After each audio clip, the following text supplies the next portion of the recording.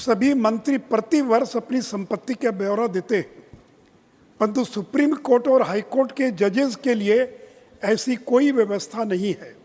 सभापति महोदय, अगर मंत्री, एमपी, मंत्री, आईएएस के समान जजेस के लिए भी एसेट डिक्लेरेशन की व्यवस्था होनी चाहिए।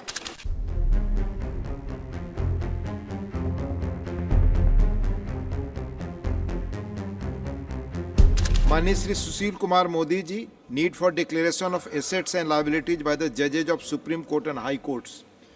महोदय, ऑल इंडिया सर्विसेज यथा आईएएस, आईपीएस, आईएफएस और सेंट्रल सिविल सर्विसेज यानी under secretary, deputy secretary, director को ज्वाइनिंग के समय और फिर प्रत्येक वर्ष अपनी संपत्ति का अनिवार्य रूप से ब्यौरा देना पड़ता है। सीएजी भी प्रति वर्ष वेबसाइट पर अपने एसेट्स का डिक्लेरेशन करते हैं। सुप्रीम कोर्ट ने निर्देश दिया है कि एमएलए, एमपी का चुनाव लड़ने वाले लोगों की संपत्ति मतदाताओं को जानने का अधिकार है। तो जब कोई एमपी, एमएलए चुनाव के लिए खड़ा होता है तो उसको अपनी संपत्ति का एफिडेविट फाइल करना पड़ता है और एमपी बनने के बाद 90 दिनों के भीतर और फिर प्रत्येक वर्ष 30 जून तक सभी एमपीज को संपत्ति का ब्यौरा देना होता है।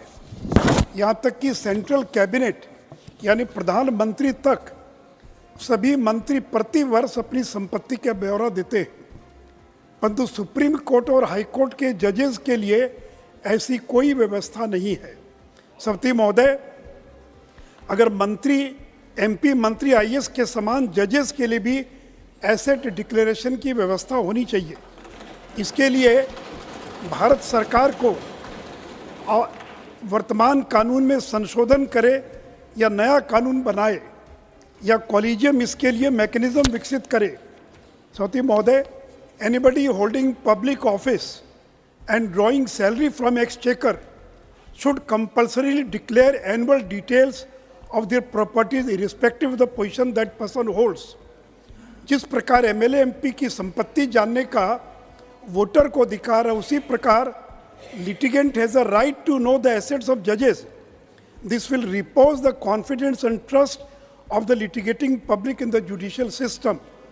If the minister who decides about awarding a tender has to disclose his assets, why not the judge who decides if the minister decision is right or wrong? Both are public authorities discharging public function। सभापति महोदय, मैं सदन को भी बताना चाहूँगा कि supreme court के फुल बेंच ने 7 मई 1997 को ये निर्णय लिया कि सभी जजेज अपनी प्रॉपर्टी का मैंडेटरी डिक्लेरेशन करेंगे, लेकिन बाद में उसको सुप्रीम कोर्ट के फुल बेंच ने इसको वॉलंटरी कर दिया। और आज ही सुबह मैं सुप्रीम कोर्ट की वेबसाइट पर गया, 2018 के बाद उसको अपडेट नहीं किया गया क्योंकि वॉलंटरी है और केवल 55 जजेस की संपत्ति का ब्यौरा वेबसाइट पर उपलब्ध है। सुप्रीम कोर्ट की वेबसाइट पर जाकर देख सकते हैं और केवल 5 हाई कोर्ट की वेबसाइट पर सूचना है और वो भी कुछ ही जजेस की है। और इसलिए मैं सरकार से आग्रह करता हूँ कि इसकी